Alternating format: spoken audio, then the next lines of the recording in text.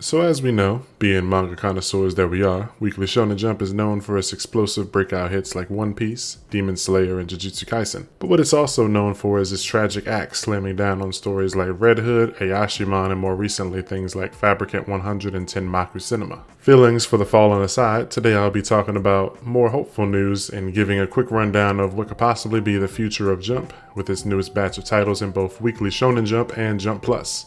Before I hop into that, if you could please like the video and subscribe, it helps a lot to spread the video to more viewers and support the channel. First up is Mamayuyu, leading the new batch of Jump manga. This is the one that might be checked out less likely than the others, just straight up because of its name. Mamayuyu suffers from the not a raw name or cover art syndrome like many other stories like The Promised Neverland, Made in Abyss, or Madoka, the Magical Girl series, because they don't scream and ooze coolness from the name or at first glance. And also just imagine saying it out loud, "Yo bro, you need to read Mamayuyu." People will either ignore you or think it's something to do with Yu Yu Hakusho, but no. Mamayuyu is a story about a young boy named Corleo and a demon lord named Mamama or Ma3 or Mama, whatever. It takes place in a world where historically humans and demons have battled it out to the death and died tragically over the years until now, where the main character Corleo is the current hero and he was adopted by Mamama, the current demon lord. The world is now in a peaceful place. Demons and humans aren't at war and are all meshed together to form society with relatively no animosity towards each other. The demon lord of this time cares greatly for Corleo, but he struggles to find his place as a human with no goal, no mission, no evil to slay, and that's all thanks to the hero before him giving up his life to form the peace that they know today. But one day, a hero from another world appears and shakes things up. He was transported to Corleo's world and doesn't understand that they are at peace and gets locked up for attempting to harm demons here. Since he's a hero, it doesn't matter. He can actually just escape very easily and does, but you can tell that him and Corleo look at heroism in two different ways. Corleo has grown up only knowing peace and wishes he can find a purpose in life, while the other hero believes that demons should be killed and that this world is strange. Of course, he eventually turns the other cheek and straightens out, but not before being attacked by a great demon from his world that actually followed him here. In the end, this hero sacrifices himself for the good of this world, but dies with a warning that more demons will come and threaten him, his adopted demon lord mother, and this world. Corleo must now step up to become a great hero. Currently, the manga is under 10 chapters, but shows a lot of promise and soul. The fights aren't amazing so far. With 3 chapters, there's only been, 1 or 2 fights, but the paneling is really cool. They do this really cool thing with panels.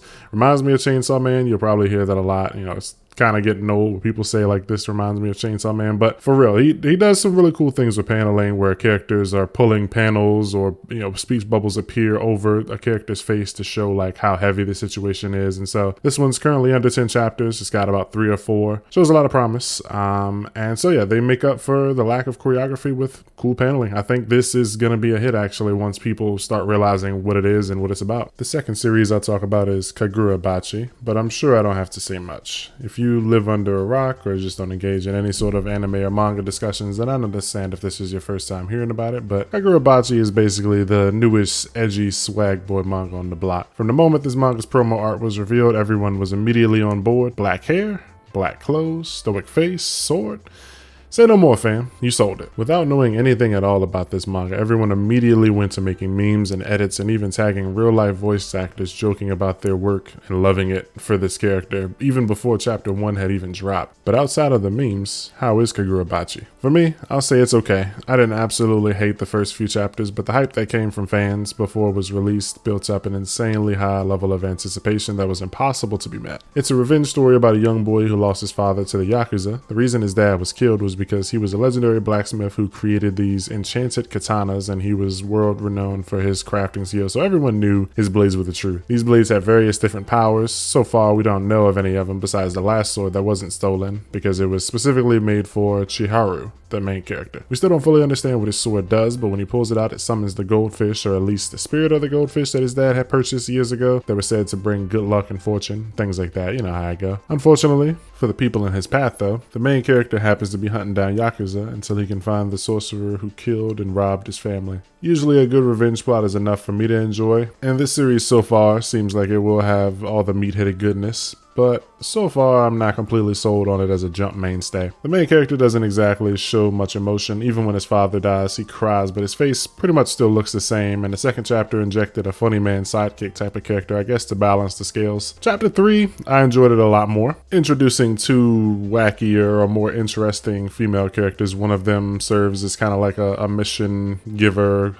quest hub type of character, and the other one is a character who's being chased by a sorcerer. So things are gonna get a little more interesting from here on out after chapter 3, but I don't know, I'm still not super sold. I'll keep following it to see where it goes, but Twitter will pretend this is the greatest thing since sliced bread, and for now I just want to say don't jump the gun too soon. 2 on Ice is the final new manga of the batch and Jump, and follows a boy in 3rd grade named Hayuma who is great at sports. His dad loves watching him, and their current sport is skating, so the story begins with Hayuma's dad taking him to a skating rink in Tokyo. When they get there though, the rink is closed off from people looking to do free skating because there's a skating competition going on, so they decide to hang back and watch. To Hayuma's surprise, it turns out to be a figure skating competition, something he had never even heard of. He was just someone who skated like, regularly, casually or whatever, and now he was watching young pros and was captivated by another young skater as she danced on ice performing moves he never imagined to be possible, like a jumping triple spin. It was the first time Hayuma had discovered skating as an art form, and he was completely blown away by her performance. So much that when he returned home, he kept up with her career and practiced his own skating so that he could be like her eventually. One day the girl vanished from the spotlight, but he continued practicing to become a figure skater, and 3 years later, him and his dad moved to Tokyo for work, giving Hayuma the opportunity to take real figure skating classes. Hayuma is noticed by other skaters since he clearly hasn't had training but performs moves that aren't really easy for beginners, and so he's invited to come practice with the girl after seeing him do the same triple axel move that the young girl did 3 years ago. When he shows up, he sees other people skating in pairs, something else he had never heard of, which is couple skating, and so he shows his potential,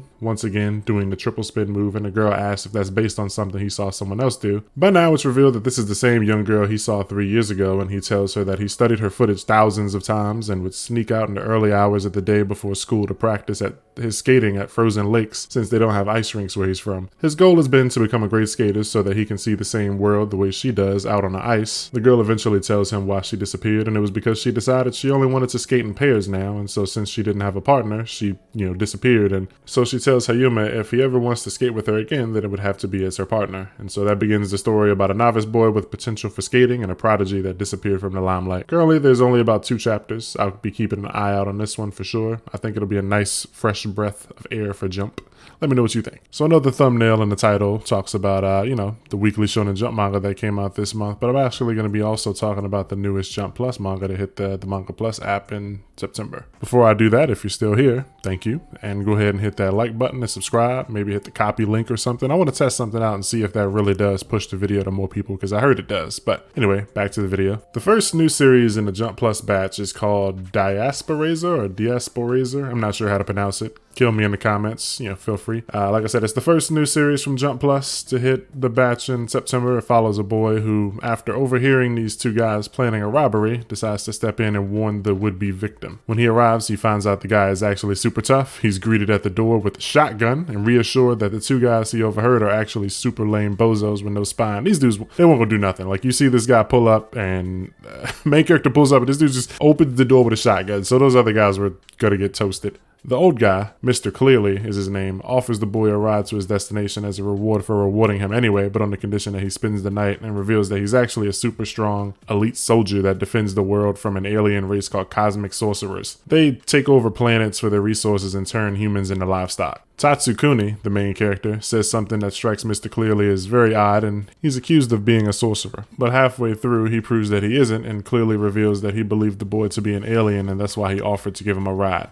Trick him since he had heard an actual invasion was happening soon. Shortly after, it does turn out that his hunch was correct and the boy is an alien and should be killed immediately, but since he harbors no ill will even when provoked, the old man is willing to let him live under certain conditions that Tatsukuni cannot keep. Right as this conversation is happening, the Skunk Brothers attack the house, those 2 idiots from before that said they were going to rob the place, and Mr. Clearly says he's going to kill them because they're using alien armor given to them by another sorcerer. Tatsukuni does what he can to stop him, and they get away for a moment, but Tatsu and Mr. Clearly catch up to them, and Tatsukuni uses his sorcerer power to take them down, revealing his magic armor and knocking the guys out. After all this, Mr. Clearly says the boy is the perfect person to become his successor and forces Tatsukuni to let him tag along on his journey and become his successor, or else he'll kill him, any other sorcerers, and any other humans who get tempted by evil. The first chapter is really wordy, and I totally understand if you have a little trouble getting through it, but it's a fun series, and chapter 2 and 3 are a lot less wordy and keep the same crazy goofiness. Undercover alien boy, who is secretly like the most powerful sorcerer ever, pairs up with this crazy Grandpa John Wick guy with a shotgun. I really like what I see so far, and I'll be keeping up with it. Did you check this out already? And if you haven't, but plan to, let me know. Next up is Daddy and Buddy. This one's a bit funny because there's some things that happen that feel incredibly coincidental, but it's about a dad who's working at a gymnastics gym or whatever. The owner is currently unable to keep business afloat anymore and is having to shut it down, which puts Tanaka, the main character, in a rough spot since he's got a wife and 3 kids to take care of. He makes his way home to tell his wife the news, but the kids are a bit rowdy, so he doesn't end up telling her yet, but we see him swat at these monsters that only he happens to be able to see, and they float around the children. Turns out for a while now, Tanaka has been able to see them, and they only follow kids around and cause them discomfort, and he's able to kill them, but has to do so in a way that doesn't make him stand out. His family goes out to the zoo the next day to meet his wife's parents, and one of his sons is afflicted by one of these monsters, but it floats too high to reach, and that's when this Power Ranger looking guy swoops in and kills it in one strike. Tanaka thanks him and tries to ask the guy who he is, but the man says to stop talking to him because he's invisible to everyone, but for some reason Tanaka can see him, and so the guy leaves. Of course, Tanaka follows him and asks what's the deal with the monsters since he's the only other person that can see them so far, and we learn of grumble bugs, creatures that feed on the discomfort of children and their negative emotions for things like exhaustion and dehydration, or like if a kid gets lost or something. Once a condition is met, the child usually feels better and the bug vanishes, or just killing the bug usually gets rid of the symptoms and causes the kid to cooperate again. So it turns out this